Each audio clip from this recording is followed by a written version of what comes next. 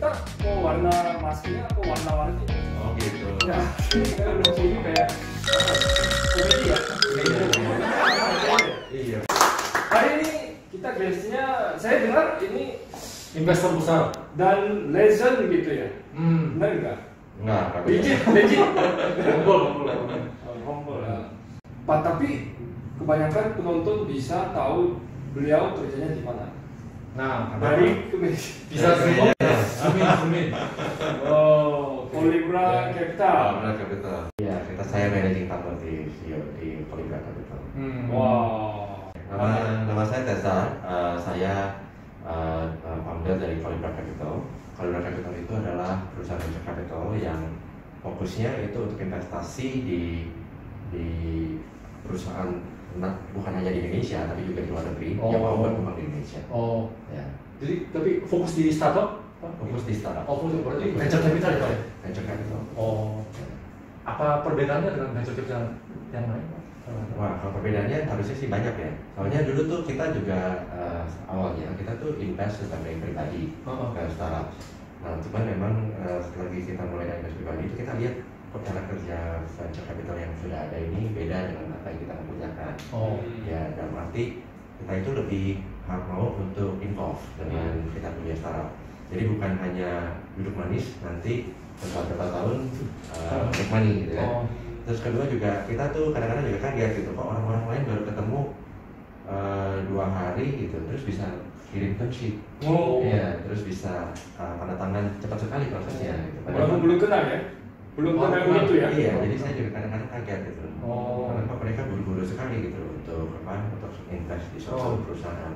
Nah, kita tuh yang merasa kok ini ya nggak sesuai dengan kita punya cara kerja.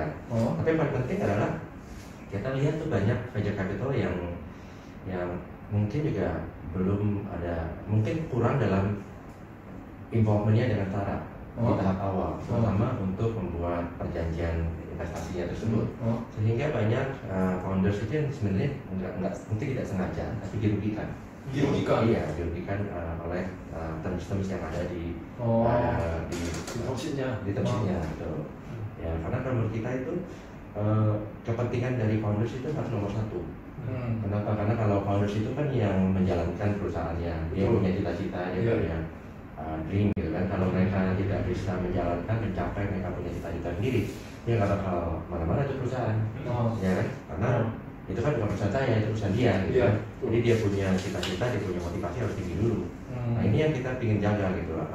Sekarang ini mungkin tidak, waktu itu tidak ada yang ke arah ke sana gitu. Akhirnya kita ya terpaksa membuat ya benar-benar itu juga sendiri gitu. Ya. Jadi memang misi utamanya adalah kita mau kolaborasi dengan semua founder sehingga kita bisa setelah kita masuk sebagai investor kita bisa berjalan bersama secara peaceful dan peaceful. Iya, peaceful. Karena kalau berantem gimana tuh nanti ya pusing. Iya, peaceful ya. Dan kita bisa ada sinerginya, kita bisa saling bantu. Jadi bukan bukan nanti pas lagi masuk kayak orang baru married gitu, baru kawin, terus ternyata lu, kok kamu gitu ya gitu, kaget-kaget gitu ya, kan? Ya jadinya kita jadi kita kawin data kita tuh jadi pengen supaya memang kita tuh bisa kita masuk, kita bisa berfungsi baik, bisa ada kolaborasinya, ada bantunya founder tersebut, bukan sekedar jadi panjangan aja gitu. Saya lebih pengen tahu tentang orangnya. Orang yang ganteng ini. Belum ganteng. Udah married enggak Pak? Saya belum. Ya. Belum married. Luar biasa. Udah married dan udah punya anak. Oke. Kalau ada yang calon ya silakan komentar. Itu investor besar loh. Oh gitu. Jadi Pak Tizar, setahu saya Pak Tizar belajarnya di US ya? Sama Singapura kan? Iya, sama Singapura. Jadi dulu saya ambil S1-nya di Singapura, S2 di Amerika. Oh, S1 dan S2. Berarti bukan hanya penampilan saja, tapi otak juga seksi ya? Misal, itu di Singapura, setahu kami di Nanyang Technology sama NUS itu universitas nomor 1 2 betul. I know, Singapura. saya dulu pernah belajar di Singapura juga. Oh iya. Iya, Oh. 6 bulan. Ikut kursus Inggris. Bahasa Inggris. Oh. Tapi karena bahasa Indonesia bagus nih. Ya, soalnya banyak pacar. Crash course. Cepat, crash course. By the way, waktu di Singapura dan di Amerika pasti itu pengalamannya dibantu sebagai DC sekarang ya, menurut aku. Bukan dua-duanya Iya. negara maju kan? Ya. Jadi itu apa namanya? Memang dulu saya awal muasalnya adalah seorang engineer. Ya, Di- jurusan teknologi kan? Iya. Electronical engineering. Electronical engineering, ya benar, electronic engineering, di mana saya mendesain chip untuk ya, Oh, chipnya. chipnya, Yang untuk kita integrated circuit, Oh. ya. Dan dulu kebetulan saya ada patent, Patent. itu untuk power management buat Intel microprocessor. Oh. Waktu itu ya saya beruntung dari situ. Oh. Iya beruntung tuh. Kenapa ya? Karena tadinya tuh kedapat di desain itu lagi keadaan kacau balau juga tuh, lagi bingung caranya bagaimana. Ternyata ada ide, ternyata ide itu belum ada, jadi dipatenkan. Oh. Nah dari situ memang baru dapat tawaran dari Hewlett Packard di US. Hewlett Packard. Ya. Cici. HP. Oh. Mereka mau memindahkan R&D capability-nya dari US ke Singapura. Oh. Jadi saya diminta untuk menjalankan tugas itu, dan pada saat itu juga saya di sana baru mulai masuk ke dunia investasi, karena di Hewlett Packard itu saya juga bergabung dengan mereka punya merger dan akuisisi team untuk beli perusahaan yang waktu itu adalah printer dari Israel. Dan dari itu ya baru kenal dengan namanya ya venture capital. Karena di situ, tapi dari sisi perusahaan merger atau akuisisi dengan perusahaan lain, ya kan. Nah dari sana baru saya pindah ke Washington DC. Saya saya di sana join local venture capital, dan di sana ternyata memang apa ya, kaget gitu saya. Jadi kalau di Amerika tuh untuk dulu ya, I think it's still masih benar sekarang juga. Tapi kalau dulu itu untuk masuk ke venture capital ternyata tuh hanya 1% dari top MBA graduates yang bisa masuk. 1%. Secara statistiknya ya. Jadi top. Iya, susah sekali itu. Kenapa? Karena mereka biasanya untuk jadi venture capital di Amerika itu mereka harus jadi successful entrepreneur. Jadi atau mereka itu punya PhD, very expert in the field gitu kan. Jadi atau mereka itu sudah sukses sebagai consultant atau sebagai investment banker, ya karena financial skillnya atau strategic thinking skillnya kan ya. Nah di waktu itu saya mungkin hokinya tuh karena saya punya patent untuk digital tersebut, dan akhirnya ya saya bisa ya membantu venture capital tersebut untuk menganalisa sebuah produk invention baru, inovatif baru gitu kan, dari yang ada di Amerika pada saat itu. Ya, gimana cara convert ini barang yang secara teknologi ini ke orang-orang bisnis. Ya, karena mereka kan belum tentu ngerti ya. Dan itu sedikit terkait dengan product development juga ya. Iya, betul sekali. Tapi paten itu terjual istilahnya. Iya, Jadi Bapak Punya paten dapat sendiri. untung. bukan dijual tapi dipakai ya, ada untungnya. Untungnya sampai sekarang. Enggak. Udah lama sekali itu. Harusnya untung. Tapi Itu udah lama sekali, itu udah tahun 2004. sampai tahun 2004 untungnya. Bukan, dulu saya punya paten itu tahun 2004.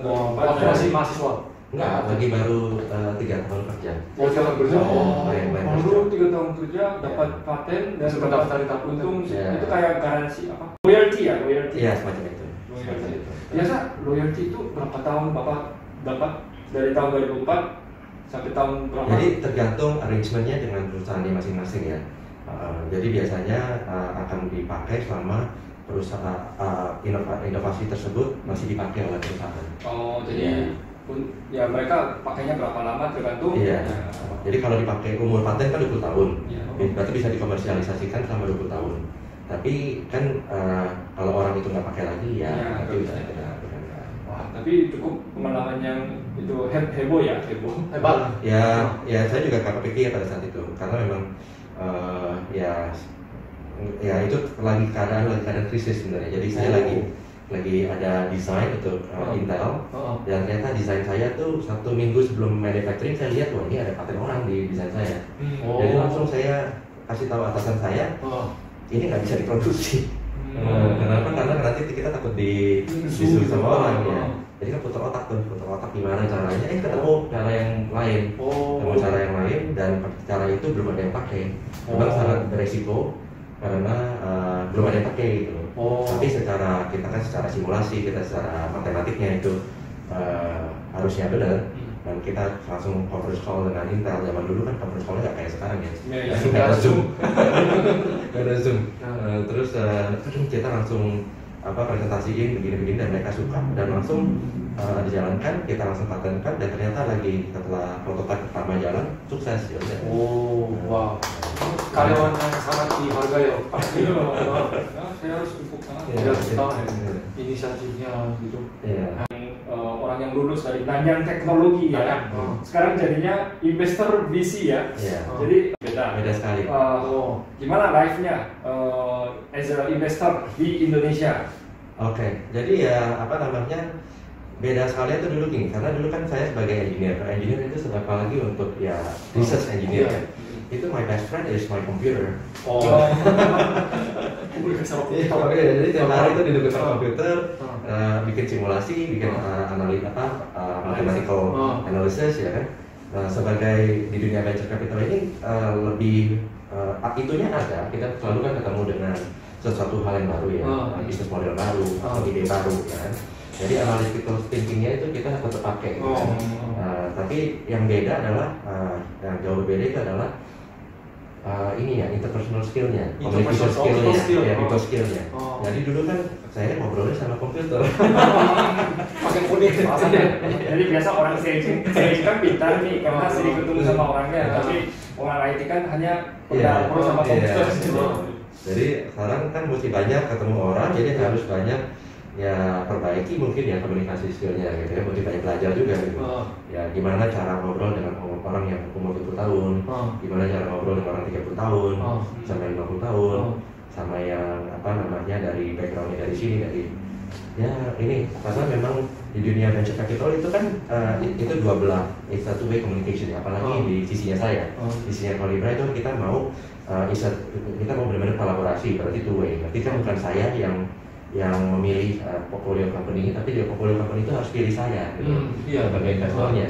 Jadi kan nggak benar-benar partnership, jadi kayak dating proses gitu ya. Jadi ya itu communication skill jadi important. Gimana kita caranya memberikan kita punya pemikiran tanpa membuat orang itu tersinggung, tanpa membuat orang itu merasa lebih nyaman dan cocok ya kan. Kadang-kadang kita tuh mau kasih bad news itu susahnya setengah mati. Ngomong pahit gitu. Misalnya, kamu kok jelek banget sih hari gitu. Orang tersinggung kan ngomong segitu gitu. Tapi kan kita mesti caranya, kayaknya kamu kemarin pakai baju warna putih lebih bagus deh. Gitu kan ya. Bikin putar ya. Bikin putar gitu. Halus. Iya, lebih halus gitu kan. Kayaknya kamu lebih ganteng di foto gitu. Ya, jadi mesti belajar banyak dalam memberikan feedback, memberikan feedback dan menyampaikan pesan gitu. Karena memang startup founders itu kan punya misi, punya cita-cita. Mereka merasa ini yang paling benar, dan ini adalah saya punya cita-cita. Lu mau ngomong ini salah, mau ngomong ini nggak apa-apa, yang penting ini saya punya cita-cita. Jadi kita harus bisa hargai itu. Ya maksudnya kalau itu memang mungkin menurut kita tidak cocok ya, tapi itu dia punya tujuan. Yang penting kan dia coba, kalau dia berhasil bagus, yang nggak berhasil kan pengalaman. Ya kira-kira begitu. Setahu saya Kolibra udah investasi kepada beberapa perusahaan di Indonesia ya. Mungkin ya kalau kita lihat di website kan ada 4 portfolio. Travelio, Carsel, Pabelio, satu lagi yang di insurance Igulu. Nah, kalau kita lihat kan sektornya kan berbeda-beda. Jadi, nah waktu itu gimana Pak kriteria ambil? Jadi kita kriteria yang paling pertama adalah bagaimana kita ini bisa useful ke perusahaan tersebut. Useful. Jadi kita tuh ada added value-nya terhadap perusahaan tersebut. Itu salah satu paling pertama kalau kita lihat nih bisnis model baru, terus kita pikir kita nggak bisa bantu mereka. Biasanya kita meninggalin kan, karena nanti kita cuman kayak taruh uang di deposito aja, ya kan nggak bisa ngapa-ngapain gitu, ya terima beres saja kan. Dan itu kan prosesnya bukan something yang enjoying, jadi kita nggak ke arah sana. Dan tapi yang paling penting adalah dari sisi foundersnya tersebut. Itu yang paling penting. Kenapa dia bikin perusahaan ini dan bisnis modelnya. Nah, itu yang paling penting. Jadi the why factor itu paling penting buat kita. Itu mungkin kalau makanya dalam ketemu dengan startup itu kita harus face to face. Nah, zaman COVID ini agak susah sekali nih, susah untuk face to face. Mau face to face juga pakai masker. Jadi kan kita punya apa namanya kalau di area ilmunya tuh apa tuh namanya? Body language. Body language-nya kan jadi nggak ditutupin gitu kan. Jadi kita nggak ketahuan ini orang emosinya bagaimana, nggak ketahuan gitu ya kan. Nah, ini yang agak susah. Tapi tadi balik lagi ke pertanyaan tadi ya, selain dari why factors, yang kedua dari sisi kitanya bisa useful atau tidak. Yang ketiga adalah kita itu setelah invest di satu perusahaan, kita tidak invest di competing company. Competing. Jadi tidak invest di kompetitornya. Ya. Jadi itu mungkin yang paling membedakan kita dengan venture capital yang lain adalah itu. Karena ya kita kalau sudah invest di satu, misalnya mungkin lagi ngetrend atau kemarin tahun lalu mungkin lagi ngetrend, mungkin tahun ini deh yang lagi ngetrend misalnya health-tech gitu kan. Healthcare, ya paling ngetrend.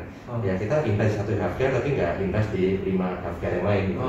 Yang beda dengan mungkin venture capital yang lain itu mereka ada yang fokusnya di healthcare.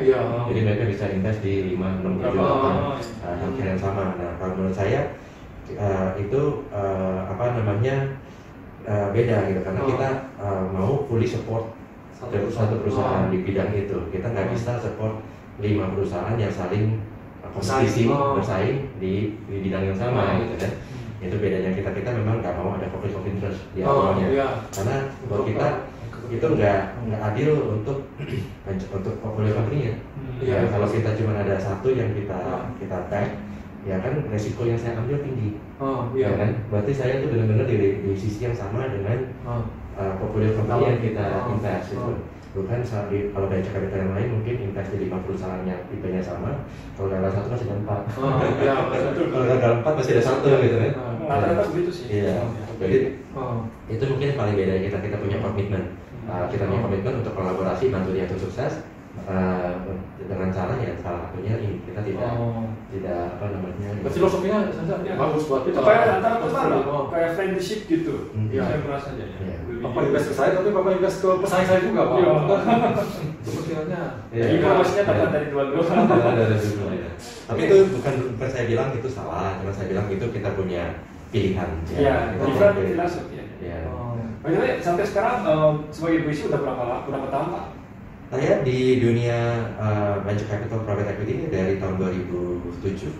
Berarti 13 tahun. Jadi selama 13 tahun pasti ada pengalaman yang seru atau heboh dan pengalaman yang paling buruk itu. Maksudnya contoh ya, kita mungkin kalau seru ya exit, pada saat exit ya. Kita ingin dengar. Yang serunya itu mungkin bukan exit aja sih. Kadang-kadang tuh sama kayak dating proses. Jadi itu dating kita lagi mau pacaran, ada satu cewek cantik tapi yang ngajarin banyak, itu juga seru itu. Proses itu juga seru karena ada perusahaan bagus nih, gimana caranya kita bisa dipilih sama mereka sama itu perusahaannya. Jadi kan persis kayak mau pacaran gitu kan. Ya itu yang cukup seru tuh. Gimana kan kita mesti ini orang ini pasti bisa. Tahu dulu. Iya, kita mesti bagaimana nih gitu. Jadi itu yang benar-benar kita masih putar otak gitu kan. Putar otaknya bukan dari sisi kan biasanya portfolio pitching ke saya gitu kan. Jadi kita bisa pilih-pilih. Tapi kalau kita udah suka, ini banyak orang lain suka. Itu kan terbalik ya. Iya, itu yang susah itu. Yang seru banget itu. Jadi kita mesti gerilya, nanti kamu mesti ngomong sama dia, kita mesti gimana caranya. Terus kita mesti tahu kita punya competitive edge di mana dibanding orang itu, terus gimana kita gantian kita pitching balik ke dia. Ya, itu yang menurut saya paling menyenangkan dan paling seru. Berarti ini saya merasa Pak Ciza suka competition, tantangannya ya. Dari tantangannya pasti ada yang katarsis. Kalau saya dapat, gitu ya, saya menang. Nggak harus, karena kan bukan dari tantangannya, tapi lebih dari kalau itu memang barang bagus, saya akan kalau hilang gitu. Ya, saya kalau hilang gitu, kalau itu barang bagus. Jadi kalau barang bagus kita harus coba terus. Tapi kalau barangnya memang kita nggak bisa dapat ya sudah nggak apa-apa. Ya nggak apa juga. lain kesempatan. Kalau pengalaman buruknya? Pengalaman buruknya ya, aduh pengalaman buruknya apa nih? Ya, semisal investasi, ya habis investasi dia nggak kerja, semisal. Itu sih pernah terjadi, itu pernah terjadi. Jadi bukan dia nggak kerja, tapi makanya itu kan kayak begini, proses ini kan butuh pengalaman ya, butuh pengalaman banyak. Kenapa? Karena kita dari interaksi kita ketemu dengan orang itu kan orang ada macam-macam tipenya. Ya, itu waktu itu lagi saya awal-awal kerja juga kadang-kadang saya bingung gitu kadang-kadang. Apa kok orang mau invest ke perusahaan ini, tapi saya lihat tuh dia setelah kita investasi itu gitu, jadinya kok beda gitu sama sebelum. It's like he already mencapaikan target gitu. Padahal targetnya di sana, mencapaikan target investasi udah merasa sudah happy dengan uang yang diterima sekarang, terus lupa sama yang target. Tapi dari pengalaman ya kita sekarang udah bisa mulai sedikit-sedikit ya mengurangi screeningnya. Orangnya kayak buruk ini orangnya kayak rajin deh, itu bisa tahu ya. Itu ya misalnya habis manis sepadi buang. Habis sama investasi udah. Coba lama di Jakarta. Itu dari perempuan bisa merasa begitu. Dari perempuan. Banyak perempuan bisa merasa dari paru. Mana perempuan? Saya kita juga masih single, Pak. Oh gitu ya.